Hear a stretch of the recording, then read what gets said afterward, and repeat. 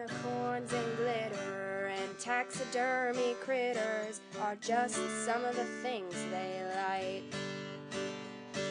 They also enjoy 80s hair bands, Grizzly Adams and John Goodman, so if you think that's weird, then you can take a hike. But the things they enjoy the most are making art and cracking jokes, so without further ado, here are your hosts. You've got your two artsy gals, Here are your two artsy gals.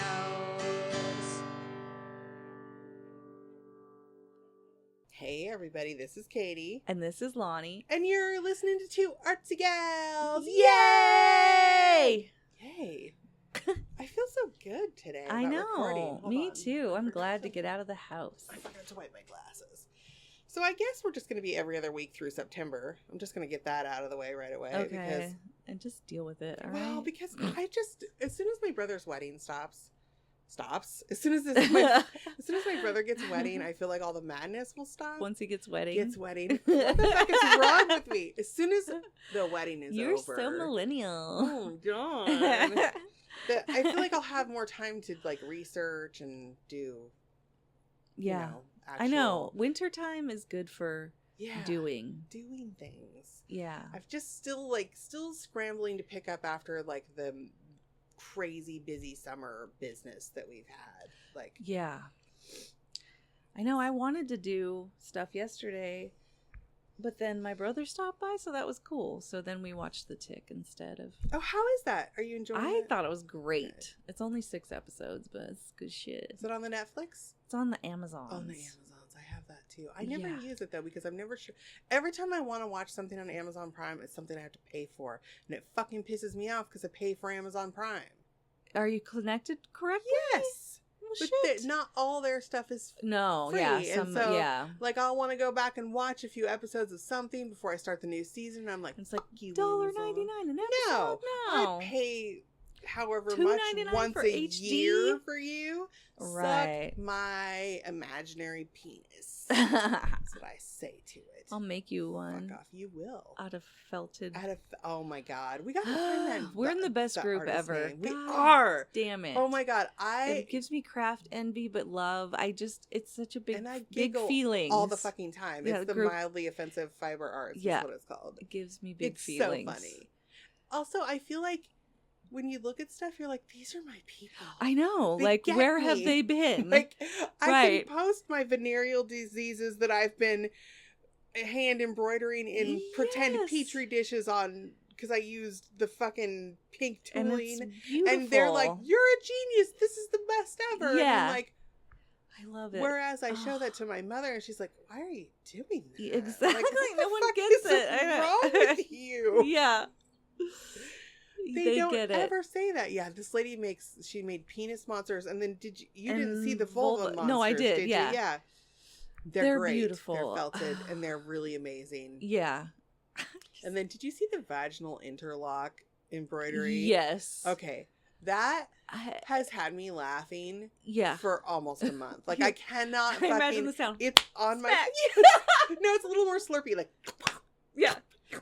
it's fucking hilarious. And then, did Yeah. you see the bro tattoo one? That's Yeah. by that's the same artist. Oh my God. It's so funny. It's so I just good. can't even fucking deal. It's the Yeah. best. Offensive fiber arts is the way to go. It's my favorite thing. Yeah. I know. I love it. We need to have a huge sale somewhere and like have all these people go and And swap and sell their crazy Yeah. offensive fiber arts. yeah, We really do. it would become like Comic-Con, Yes. FiberCon. FiberCon. I bet Actually, that's a I think thing. that is... I think FiberCon is actually a constipation medication. Oh. So we'll have to think of something. Fiber Arts Con. Yeah. That's better because, Yeah. Don't want people to you be don't want people confused. to think that it's like a big meeting about constipation. I don't know what that noise is. Okay, if anyone who listens to this has a Mac, It sounded like a plop. tell me what the fuck that sound means. It drives me crazy. It sounded I don't know like- what it means. Huh. I don't either. I Yeah. don't know what it is. Also, when I shut my Mac down and turn it on. I'm trying to find a way to verify this. Maybe I can get like one of those things that read the like a tuner, because the tone that it makes when you start up, I swear to fuck, is the same note as the beginning of Nothing Compares to You. Oh. Because it gets that song stuck in my head every fucking time. Yeah, I could see So that. I'm trying to find like somewhere I can verify this theory, but maybe if I just get a guitar tuner or something will show you and the play note. that note and then play the beginning note of Nothing Compares to You and see if it's the same. Yeah. Yeah. My That's science the biggest teacher said video. his kid had an ear for pitch, and like you could be driving over a bridge and the graded bridge make a sound. He would always know what note it was. Oh, wow. Isn't that cool? That is amazing. Yeah. And I bet you his kid grew up to be some kind of crazy musician. Yeah, I wonder, because that's pretty neat. That is a neat gift to have. Yeah. Yeah. I've known a tone deaf person before. Oh, but man. I've never known. For some reason, John Oliver was showing videos of that Sheriff Joe Arpaio singing, like, My Way. Who is that? He's this sheriff in Arizona that's Like, controversial. oh, that guy. Yeah, I He did it my way. cannot That's sing. the Frank Sinatra Oh song. my Okay, God! Yeah, Yuck. that was super tone deaf. It was like, wow, why? I can't talk about my tone deaf people because they're in my family. And that would Oh, be mean, yeah. I mean, it's a thing. It's a thing. Yeah, It is a thing. It's a thing that bad can thing. happen. Oh, when my mom used to sing when I was a little girl, my brothers and I used to put our hands over her mouth. Oh Say, no!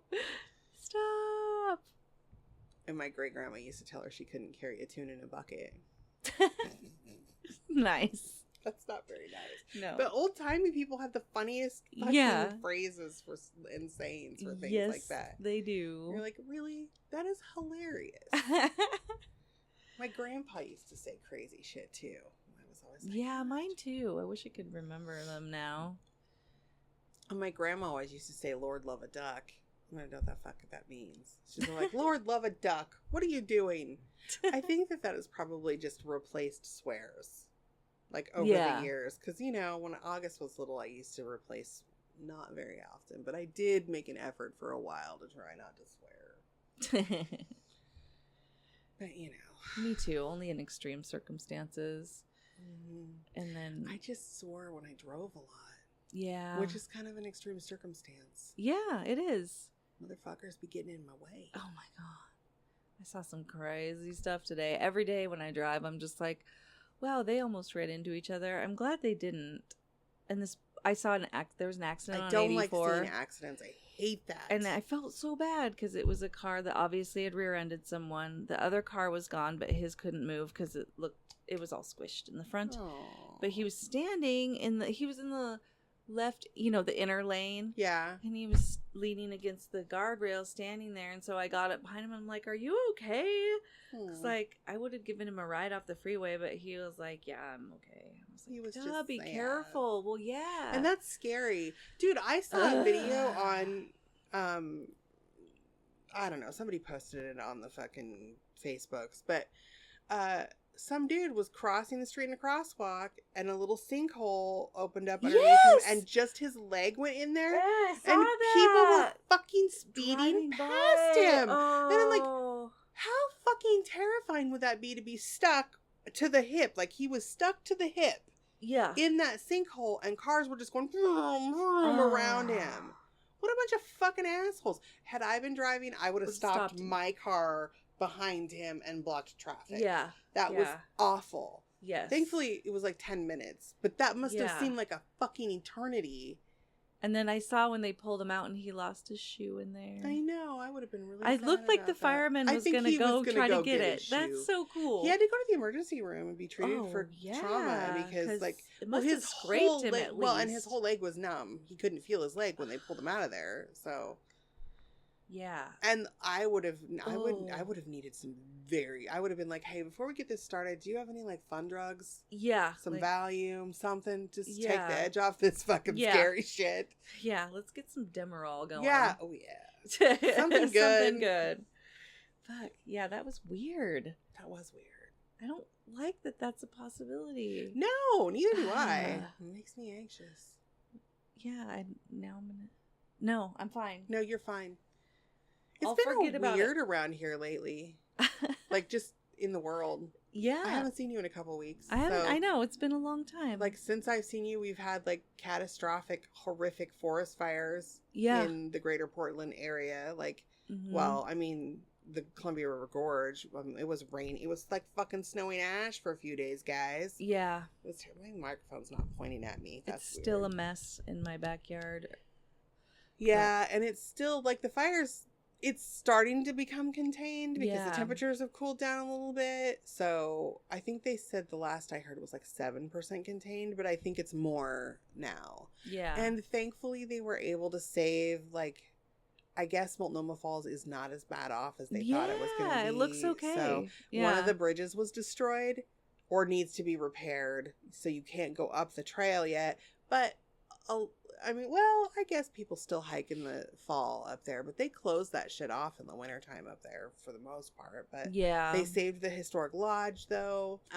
But we've lost a lot yeah. of forest land. And I'm just gonna say something that I don't think is a very popular theory or a very popular opinion. I'll say theory is not the right word.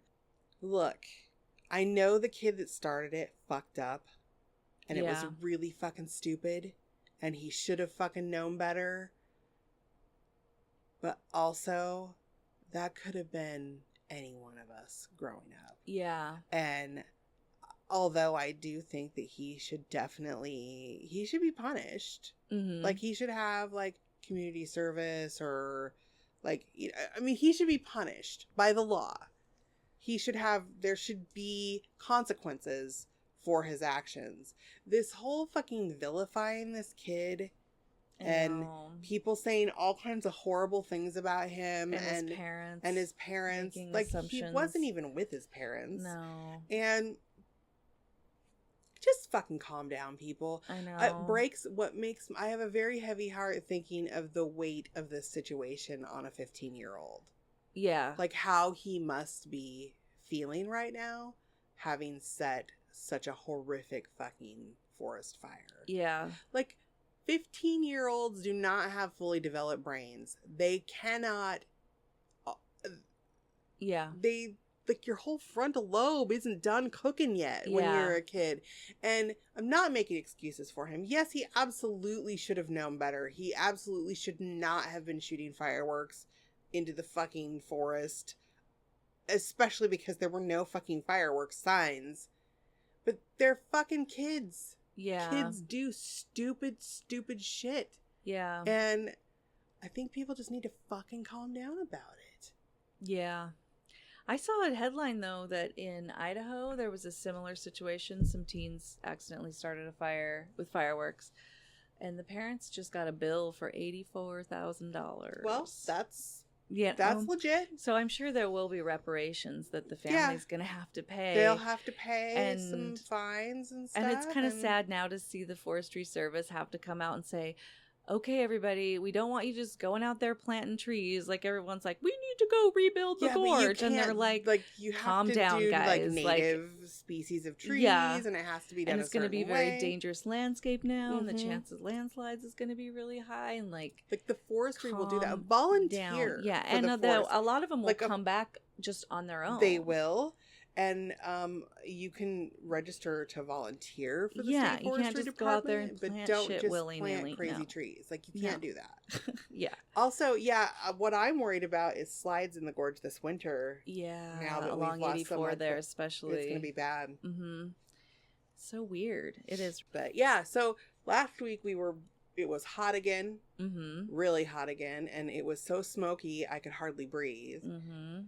And then we've had Irma, And I feel before like that, we've that- had 2 fucking huge Oh hurricanes my since the last time we saw each yeah, other. I was feeling for those people. That's, all that flooding is, It's awful. Yeah. It's upsetting. yeah, It is. really is.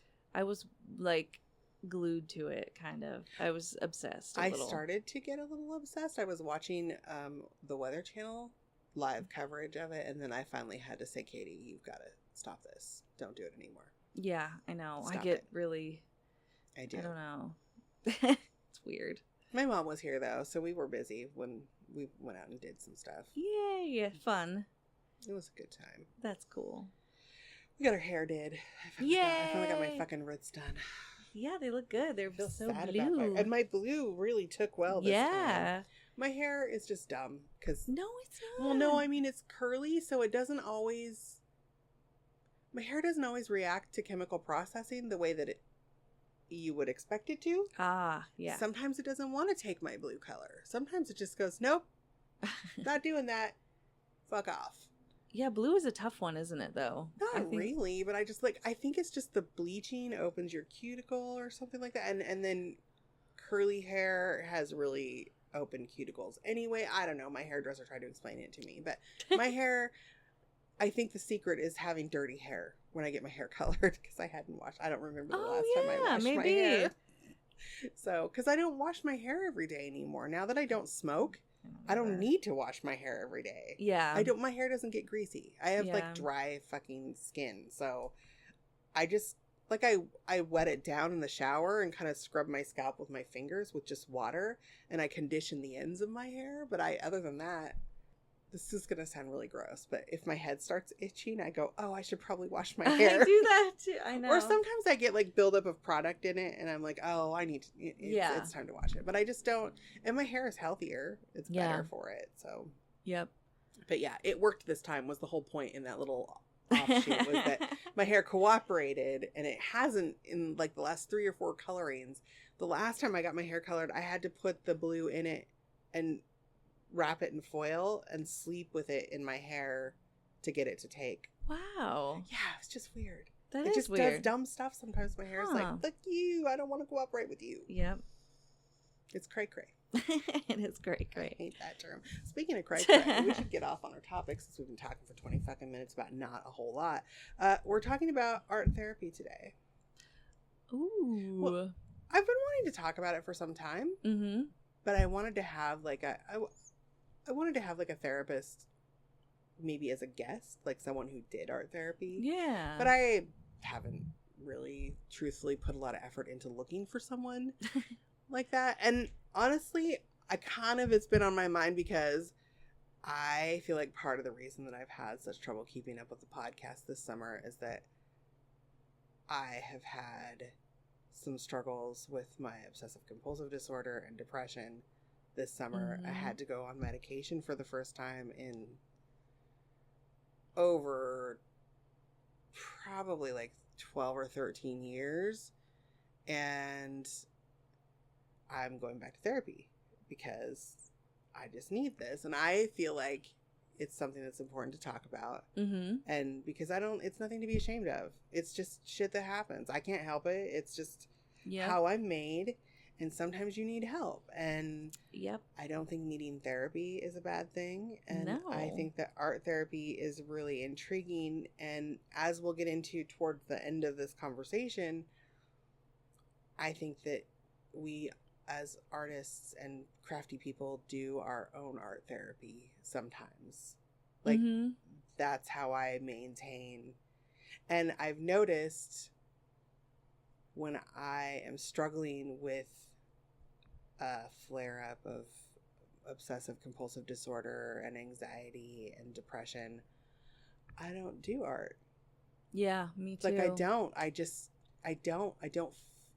feel creative. I don't do it. And I think it's important. I realized the other day I need to make myself do it, and just to do it, not for, I'm not talking about jumping in and creating like a world-class art piece, but I think that creating is important for me as a human. And I think that it's a release and an outlet, and I think it distracts you. Yes. And so I think it also maybe makes connections in your brain. Like you feel like if you can get in that creative flow, it really feels good for a brain that's a little sad. No, it totally does. It's like your brain's like, oh God, that feels so good. Like I'm working now. Oh, yeah. Like those connections are happening again. And it's like, Totally. phew. Yeah. Totally. And I like, cause I stopped my embroidery projects that I've been doing. Yeah, I was wondering about your little. And then I've got like, I started, how long ago did I start that painting? I've thought about that too. Not even fucking finished it. I haven't even touched my velvet canvas, so I know. I thought about it again yesterday. Yeah. I just need to sometimes just doing things with no intention other than just doing a thing Mm-hmm. is what gets things. You know what got it going for me and made me feel inspired was the altered Altoid tin that I made recently. Yes, that was so good. Because I kind of had to do it. Like I had to just do it because I was on a deadline. I need to start it was for signing my up mail for art group swaps again. I'm so sorry, but now I can. My kid's in school. Yeah. Yeah. Well, and I started one and then I had a huge fail because my epoxy resin went bad. I think I didn't know that it would go bad, but it wouldn't get hard. Like it wouldn't get hard. No, it wouldn't set. It just stayed like tacky and weird. Oh no! Because I tried to make this cute little beach scene inside of it, and like with sand and little tiny shells and stuff, and I was gonna do like a little watercolor painting in the background, cute, and then make the outside like a suitcase, like a travel, like I did. Yeah. But then it I have dyes for the clear epoxy, the 2-part epoxy resins, like that you can make like watercolor with, like it looks like water, but it just never. It stayed tacky for so long that it started to rust the tin. Like I was waiting for it to dry, and it just I finally just had to throw it away, and then I was discouraged, and then I was like, so then I was like, okay, now the deadline has passed. I have to get this fucking done. Mm-hmm. So I sat down and did it because I had to do it. And I wasn't feeling very inspired, and then I was like, well, I'll try this thing because I really kind of wanted to, and it's kind of like what I was going to do. But it was the travel art kits and stuff that we talked about at the beginning of the summer that kind of inspired that idea. And I'll post pictures of it since I'm talking about it. It turned out so well, and I was so excited about it. Did you use real watercolor in the Yeah, palette? I have like liquid I have some water. tube watercolors. Yeah. So I made the little palette. I used a tiny Altoids tin and put like white Fimo clay in there, and then made the little divots like for the palette, and then baked the Fimo clay. And then I just put little blops of the tube color in there, and then when it dried, it's like a watercolor. Pan color. Yeah. So yeah. And then I upholstered the inside of it with like this really pretty brocade fabric that I had, and the outside was Fimo clay, and I did the Fimo clay, and then I painted it to make it look old, and it turned out so much. Like the whole time I was making it, I was like, this fucking sucks, this isn't working the way I want it to, and I kept having to change the way I was doing things, and then it turned out really well, and I felt really good about it. Like I got this little like you get a boost rush, from like that, a feeling like you successfully created something, and you get to share it with someone. Yeah, and I think that's what's really cool about mail art. Yeah, is that you get to. I'm really excited for the lady I sent it to get it. Pam is who I sent it to, so I'm pretty excited, and I'm waiting. Mine should be here in a couple of days. I think. Well, actually, she said she mailed it yesterday, and she lives here in town, so it might even be here today. So I'm excited. It's just fun. That's also why I like the mail art group, is because you get little cool things in the mail. Once a month. Yeah. It's just a fun time. It is fun. It's great. So I'm going to talk a little bit. I got to put my glasses on. There we go. I did clean them good enough. Got to tighten the screw on these. That was a little. Wobbly. Do you hear that? But, wow. So I have a lot of notes. Yeah, because I don't know much about. I did some research this morning on it, and. Oh yeah, when we were talking about that felted penis, I want to ask the artist if I can make my own, if she'll be offended. And then I was thinking how it would be therapeutic to make accessories for the penis, and whatever's bothering me. Like if I wanted to put a little Trump wig on it, and be like, there. Yeah. That's bothering me right now. And plus with felting, it's stabby. You get to Yes. stab. You've done felting, correct? Yeah, Okay. I've Just don't stab yourself. It no. hurts real, Oh, real I've done bad. that. Yeah. And I got the crazy thing that has multiple stabbers. Have you seen that tool? Ooh, no. I'll have to show you before you leave. It's not very expensive. Clover Yeah. makes them, but it's like a little thing that has like a ring of needles, so you Ooh, kind of wow. So you can really get a bigger yeah.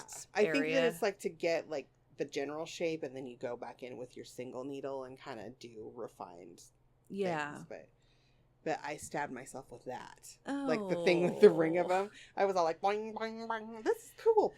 All right on the hand. I was like, it looked like something bit me. Yeah. Like it was like a little circle of teeth holes.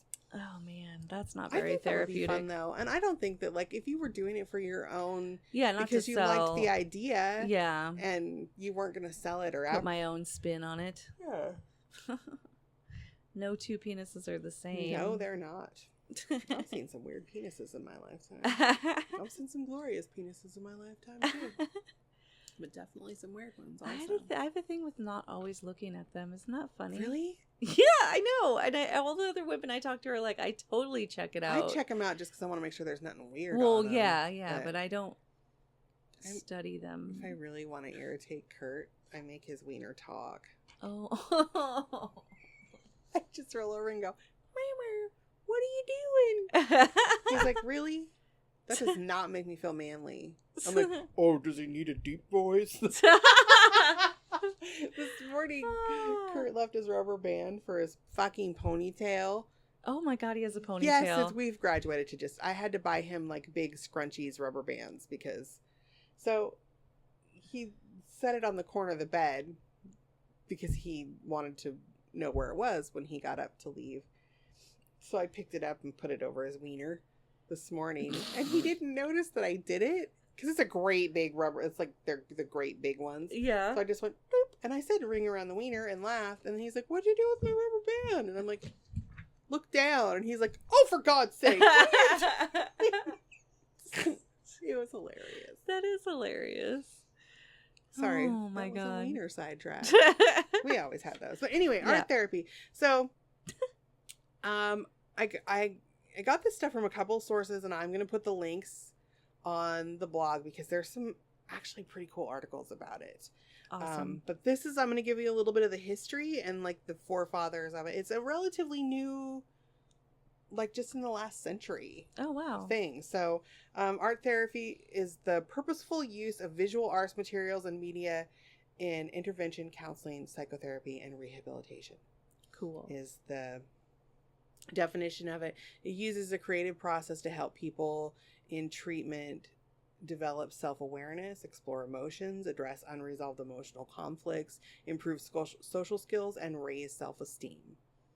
So those are kind of like the reasons that they're using it, and those I are can all see things that we how- talked about. Yeah, those all could happen. And it does help especially for me, my self-esteem. yeah. Being able to figure things out, and like when I've done something and it's turned out really well, Mm-hmm. I feel so good about myself. Yeah. I even feel prettier.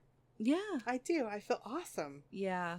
It wasn't until the 40s that the therapeutic use of art was defined and developed into like a distinct discipline, or Okay. Yeah. Like there's a and they started mode of teaching it in colleges, and people taught it in colleges. But it actually, and it's so weird. The world is so small when you think about it, because this all the discipline developed in the United States and in Europe at the same time, but separately in their own That's cool. entities. But they're just, I think, our the collective social conscious. Yeah. It's a thing. We're kind It's of in the real. same place at the same time. Mm-hmm. So it is real. Yeah. It's so cool. You know what's so funny? I saw this card. When you're posting, I struggle with things to say to people, like when people are having hard times or they're sad or down and they're talking about it on social media, and I want to say something heartfelt and kind to let people know I care, but I don't want to do like the meh, thoughts and prayers. Like it just seems so disingenuous. But I started several years ago when one of my friends was having a really horrible thing happen in their life, saying that I was hugging them with my brain.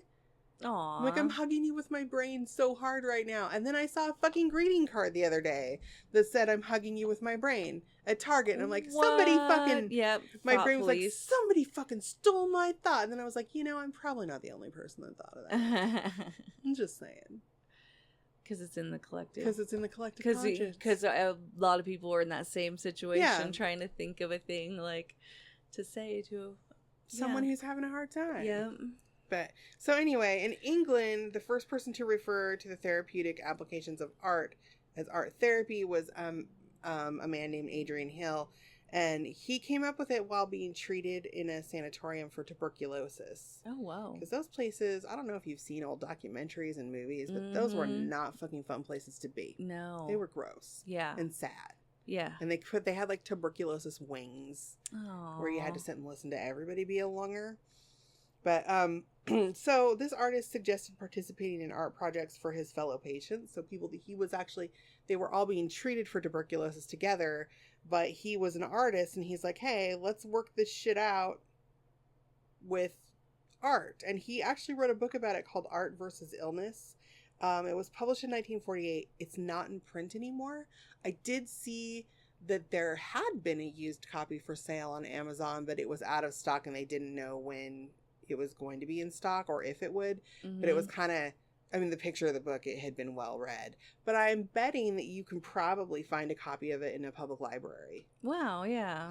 I didn't have time to look today because I forgot my Multnomah County Library login Oh. password. So, which I do because I don't use that website very often. So, because I like going into the library and using their little computers and whatever. So, yeah. So Edward Adamson, who was a friend of this Adrian Hill, kind of expanded on that, and he worked with Hill to introduce this new therapy to long-term British patients in mental hospitals, and established programs and facilities up until he retired in 1981. So for 40-something years, he was doing that. And he was a real proponent of non-interventionist art therapy, which was where patients created art for self-expression rather than for interpretation by the therapist. Yeah, They were just, this is how I feel, like drawing pictures of whatever. So in the mid-40s, or two pioneers of art therapy in the United States were Margaret, I'm not going to do good with this name, Naumburg? What do you think? It's Naumburg. Yeah, I think Naumburg. Naumburg. And Edith Kramer. In the mid-40s, Margaret Naumburg began referring to her work as art therapy. So I think she was the first person to really use the word art therapy in the United States. Her work was based on the idea of art to release the unconscious by encouraging free association. Oh, wow, yeah. And the resulting work was considered symbolic speech, and that the therapist encouraged the patient to interpret and analyze their own work.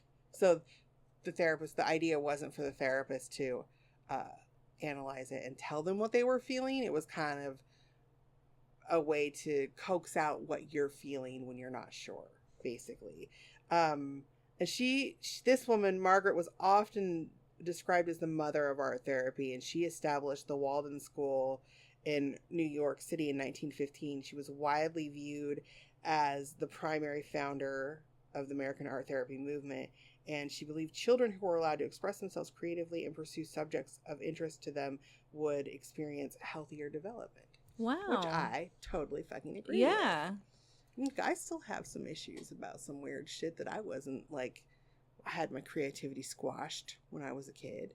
Aww. People tell me I couldn't do things, or I shouldn't do things, or other people already do it and do it better, and stuff like that.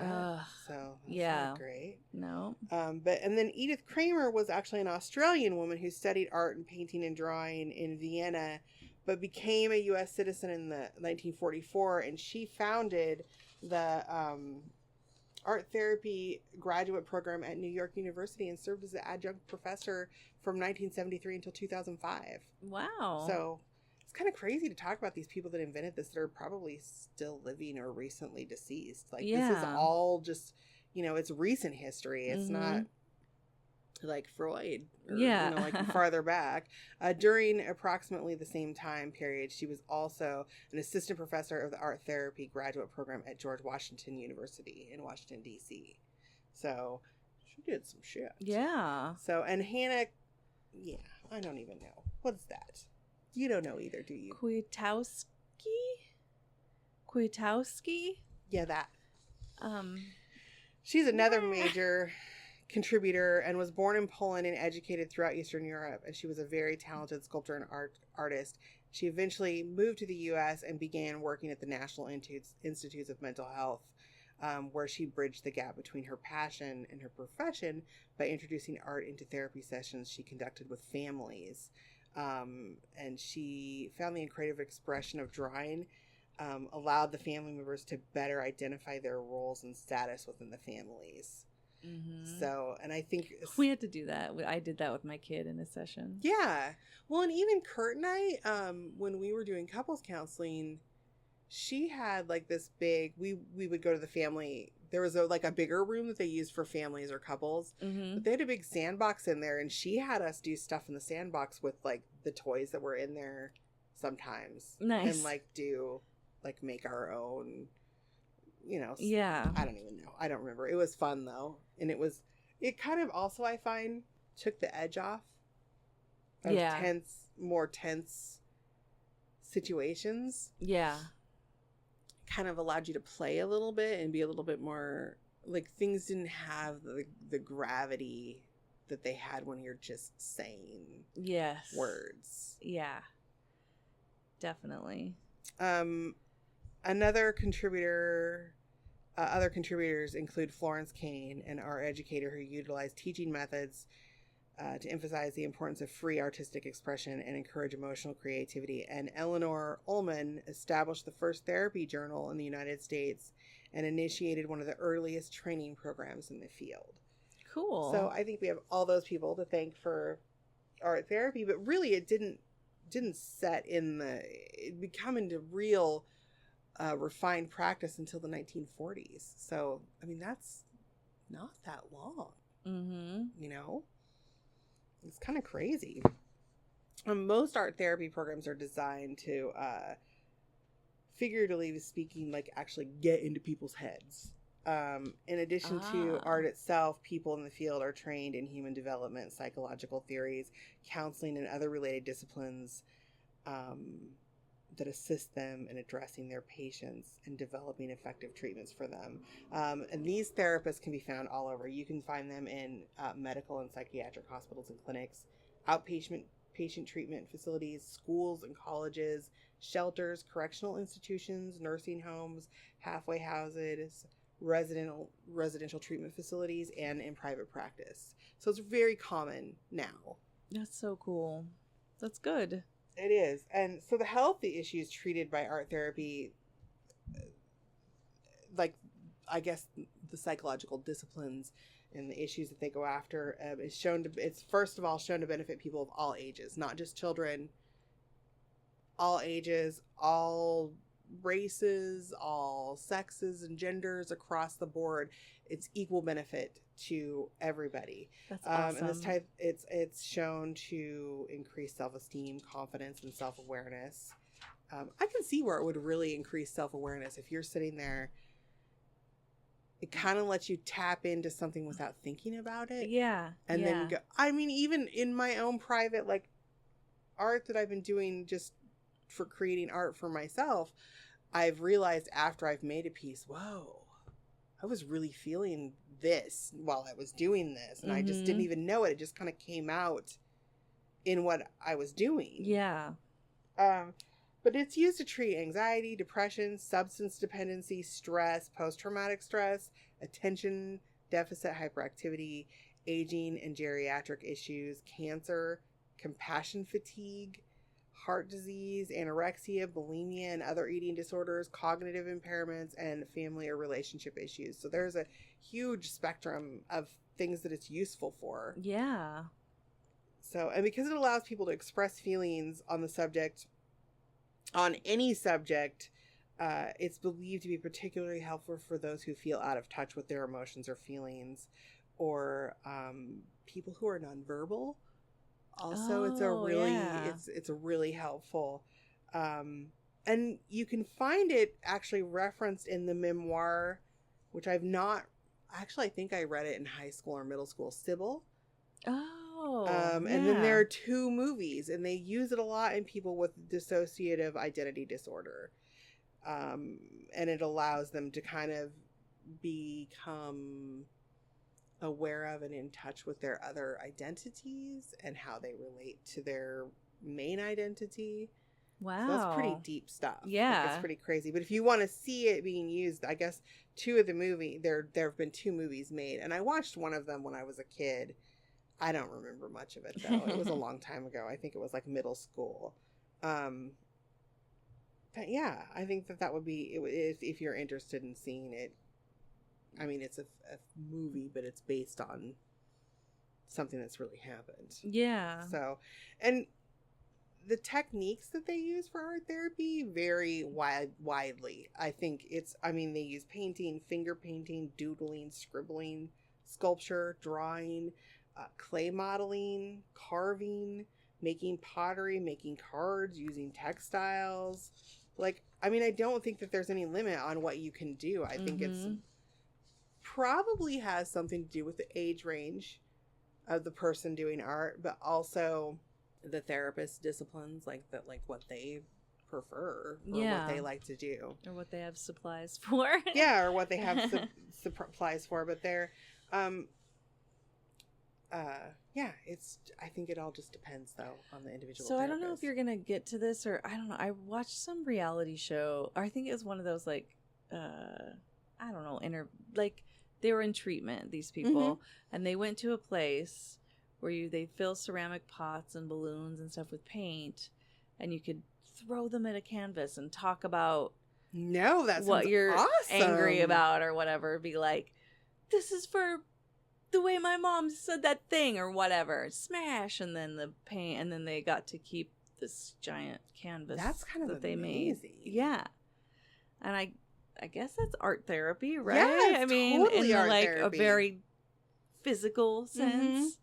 I Well, and loved they that do. idea. I didn't really get into it too much with my research, but actual expressive, they call it expressive arts. Actually, that's funny that you brought it up, because I just art therapy versus expressive art therapy. Cool. I didn't even realize that was on there. But so art therapy, which is primarily focusing on visual arts, is considered a single modality therapy, and expressive arts therapies is considered multiple modality approach, because it integrates techniques like singing and dance and movement. Oh, wow. And that, I feel like what you were just talking about kind of combines both of them. Yeah. Like both art and expressive arts therapy. So that would be kind of cool.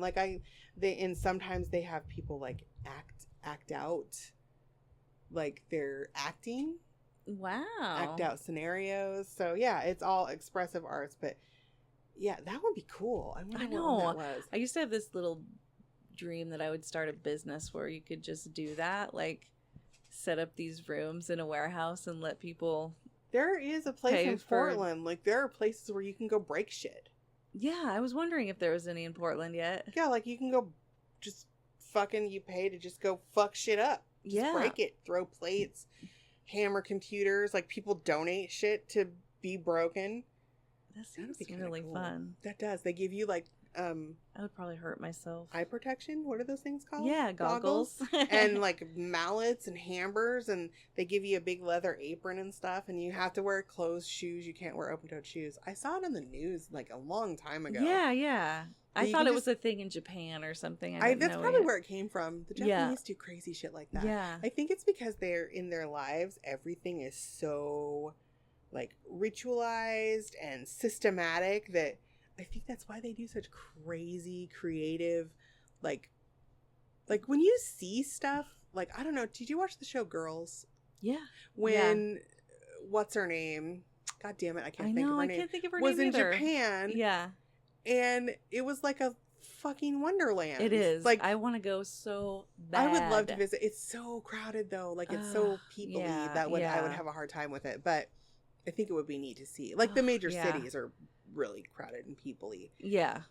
But, I mean, like, fuck, you can get dirty underpants out of a vending machine in Japan. You can get beer out of a vending machine in Japan, too. That's but cool. I'm given to You understand. can get an iPhone out of a vending machine in Japan. Really? Oh, anything. Yeah. They like their vending machines. I know.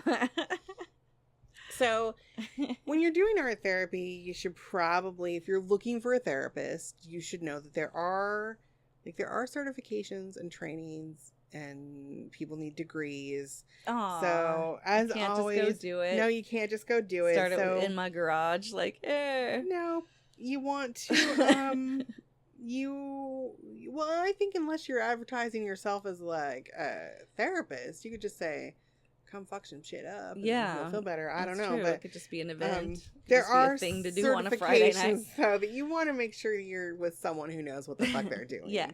So there's a registered art therapist, or ATR, and this confirms the therapist has taken and satisfactorily completed graduate level courses in art therapy and gained postgraduate clinical experience under a supervisor of qualified mentor. So a board certified art therapist is the ATR-BC.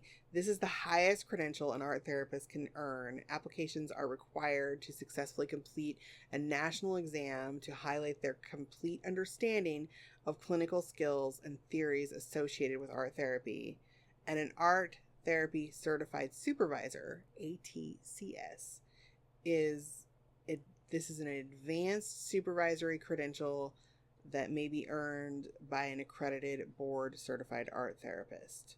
So art therapists who have earned their credentials at the ATCB are required to adhere to the institution's code of professional practice. And that is why I think it's important to find someone who is certified, because they know what they're doing. They're checks and balances, though. They have to pass a test, and they have to adhere to a code. They can't just go off willy-nilly and get these crazy ideas and be like, because there was a time that, like, this stuff, there wasn't so much oversight. And, like, therapists can really take advantage of people in situations because you're emotionally vulnerable when you're going into that, and you're kind of peeling back the layers and becoming even more vulnerable by exposing yourself to this stranger, and they can abuse and take advantage of you. And I think especially in situations where you're doing art, you're kind of letting your guard down, which is the point, but also it leaves you even more vulnerable for abuses. So just, don't, sorry, that was my phone. I dropped it on the table. It always vibrates through the microphone stand. Like, someday in my dream studio of dream studios, we will have microphones that hang down on booms in front of us. Ooh. So that we don't have to, like, constantly be careful about dropping stuff on the table or shaking the table. Yeah. But anyway, so yeah, that's what I know about art therapy. It's cool. In a nutshell. And I thought we would talk a little bit about the kinds of things that we like to do, and like what makes us happy to do, and how art has helped us in the past, and just kind of give relatable stories for people for the rest of the time we're here. So. Yeah. I know it's helped me a lot, and it all started because of Pinterest. And then I saw things, and then I got ideas, and it did help me come out of a pretty deep funk. Like, I was buried in it, in a depression where I didn't feel excited, or I didn't feel anything about anything. I was just like not feeling things. And it definitely helped in a big way for me with, like, just the creative process. It woke my brain up. It was like it was sleeping. I can see that, though, Yeah. for real. And it, I feel like you were woke it up. kind of on the tail end of that, or going through that a little bit when you first came on board with the podcast. Yeah. Yeah. Because I remember you Yeah. kind of talking about it and being... There was years that I just didn't do it's anything creative. I did that when I think, and for me personally, and I think for a lot of moms, kind of put away the creative shit when you become a mom. Yeah. Partially because, I mean, like, you only have so much time in a day. And when you have younger children, they take up the bulk of that time. Yes. And finding private time, private moments, and personal time, when you get them, you kind of end up filling them with, like, things that you need to do for yourself, not things that you want to do for yourself. Yeah. Like, I would love to have a lengthy shower and just not have a child talking to me. Yes. Or I would really like to read a book for just a while. Or I'd like to watch a fucking TV show for my God, half an yeah. hour with a kid not fucking interrupting me. Yeah. Like, or talk to my friend on the phone. yeah, without or... someone going, Mom, Mom, Mom, Mom. Yeah. So you, like, and then there's the whole, like, factor of, like, when you get something out and you have little kids that they want to fucking be in it too, and they want to do stuff too. Oh, and yeah. so it's That's like happened the with my mess kid makes big stuff. time. Yeah. Big time. My kid's just like, what was this thing you thought was for you? it's for me now. Yeah. Just be Oh, like, no, wait. Wait, no. I'm going to use all your glue sticks and dry Yeah. them up. Or, yeah. Or And I think that, like, art that I did when August was little was about August. Like, it was like his, like, we were doing crafts together. Yeah. Which is fine, but Oh, it's yeah. not the same. It's not, yeah. I don't know. Do you have So- anything that you specifically do now that, like, what creative thing do you do that makes you feel the most accomplished and the best right now, like, consistently?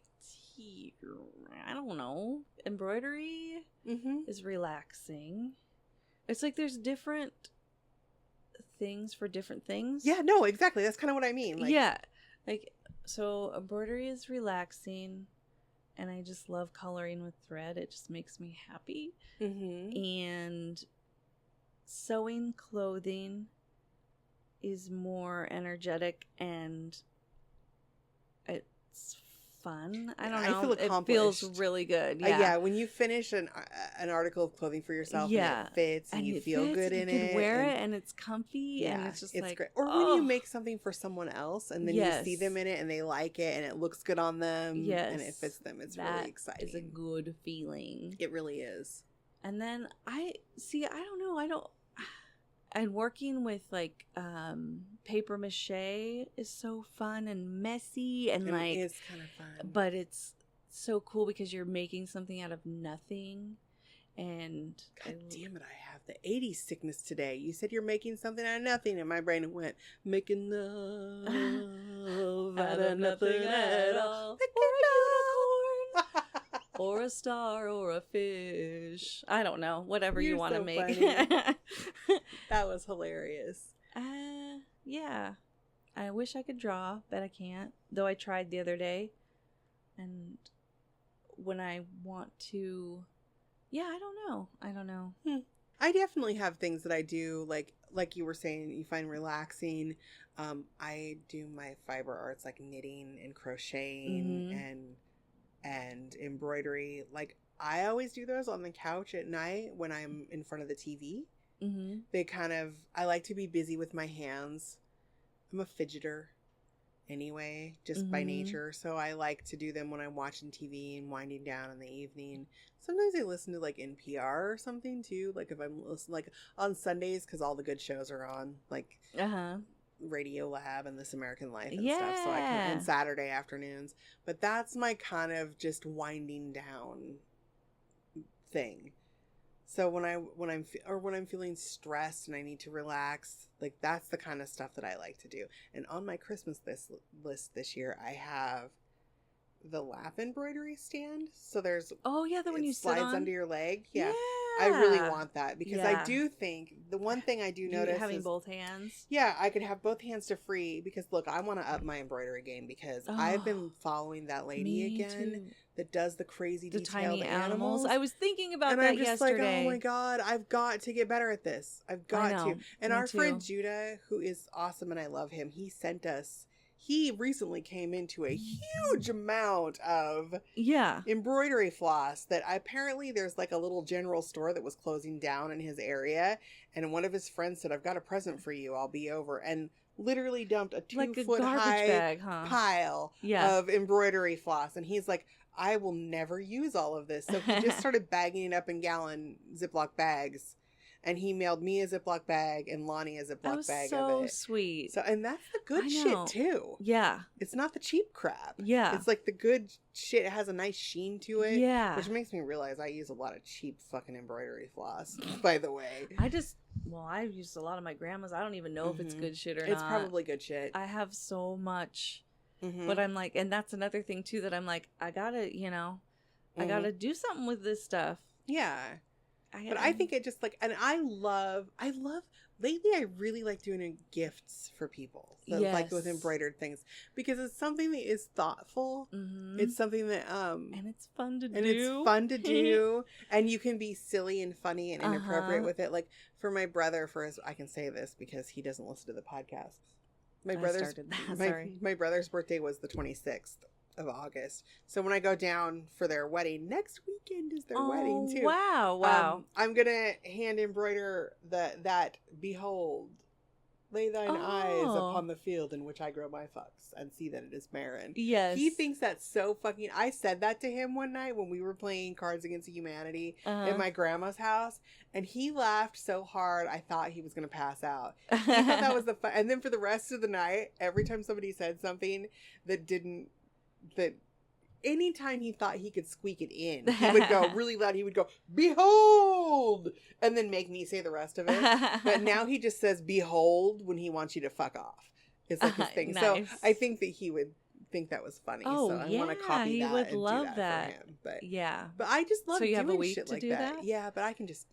It's Okay, not going to just be whip really it up. ornate. I'll just whip it up. It won't be that big of a deal. Yeah, I love doing that. I do. Yeah. I think it's one of my favorite gifts to make for people lately. Yeah. And you can make it so personal. Yes, you can. Yeah. It's like I made for Casey. I did that little bite me bat because she loves Yeah. bats and she's like the queen of Halloween. Yes. And then I made for Elisade the little kitty with the butt that said nope Yep. because she loves kitties a Yeah. lot. She's like a kitty lover. And I bet they both loved those Yeah. things. Yeah. They're fun. They are I fun. love doing that. I love it too. I really do. I'm making one right now that says "Guess what?" and then there's a chicken and With an its- arrow to its butt, That's kind of hilarious. and then Wait, did you just make something else too recently? Embroider something? I feel like you posted a picture of something. Maybe not. maybe it not. was somebody else. Yeah, I don't know. I don't And at the bottom it says "Fried and grease wannapes."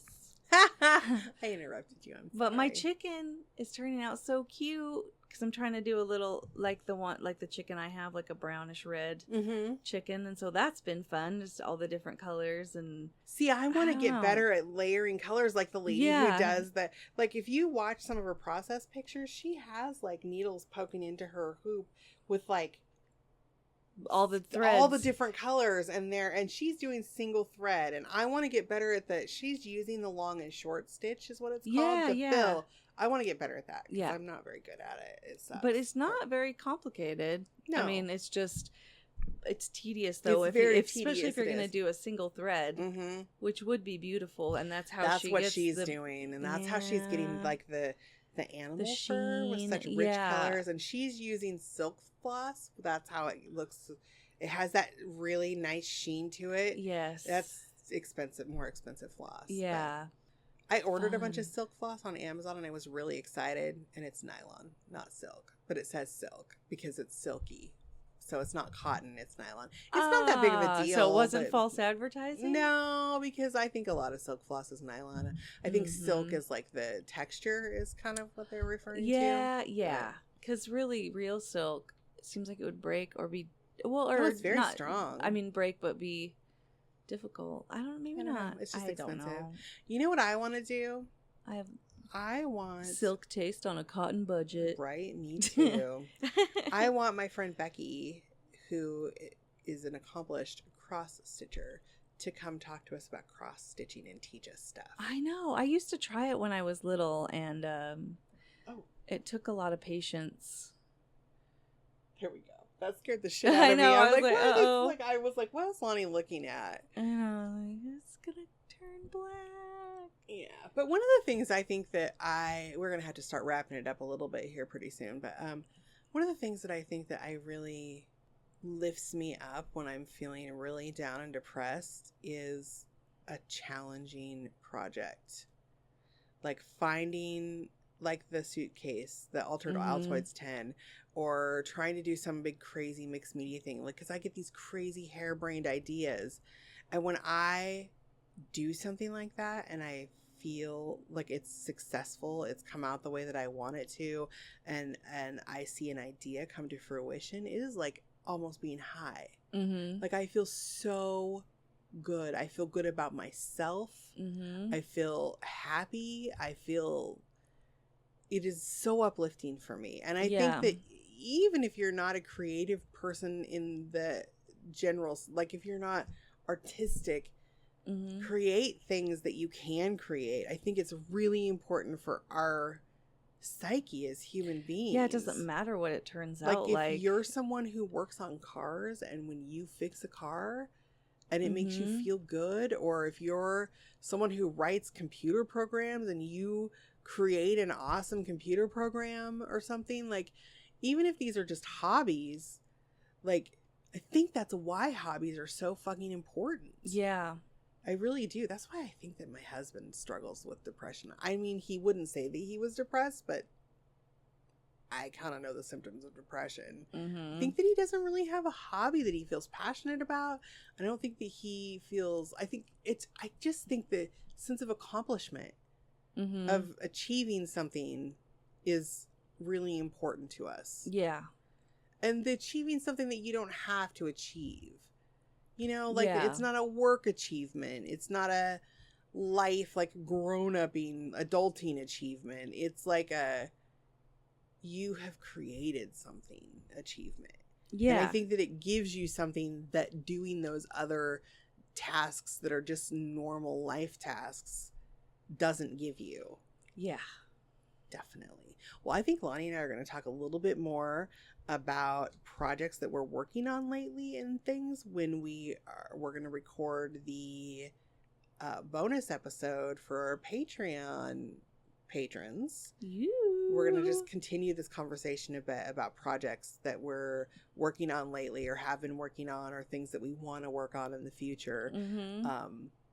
And if you would like to hear that episode, or you would like to become a patron of ours and support the show, so we can keep on going and bring you even better shows and more stuff, you can follow us or support us at patreon.com/2artsygals. And for like $10 a month or more, you can get our monthly bonus episode, or like a bonus 15-minute mini-sode after every episode that we release. So do that. Yeah. And even if you can support us for as little as $1 too. We'll put your name on the thank you board for that. But we have some kind of cool rewards and stuff, or I guess their incentives is a better word. So yeah, because this is a 100% listener supported show, as you know. Mhm. And right now we have one patron. Hi, Elisade. Hi, Elisade's Elisade. she's hogging up all of the mini-sodes right now, but you could be getting those mini-sodes too. And I think the way that it works is I post the content just for people at a certain donation level. So I think you can go back and listen to the old ones too. Yes, you can. So Yeah. do that. If you would like to support us with a one-time donation, you can do that through our website, 2artsygals.com. There's a button there that says donate through PayPal. You can do that. And you could also support us by getting us something off our Amazon wish list, which you can also access from our website. And check out that website if you want to see show notes and links or anything for any episode that we listen to. We're on all the social medias, of course, as 2artsygals. And we're on Pinterest. You can follow us. We put a board up for almost every show. I don't think we'll have a board for this one this week. I don't really know what we would post for this, but pretty much anything that we would have, you would need visuals for, we have a Pinterest board for. Yes. And we have like over 100. There's like 100 and, well, this is like our 153rd episode, I think. So there's like probably about 150 boards up there. Yeah. So check it out. There's lots cool. of shit. Yeah. Lots of cool shit.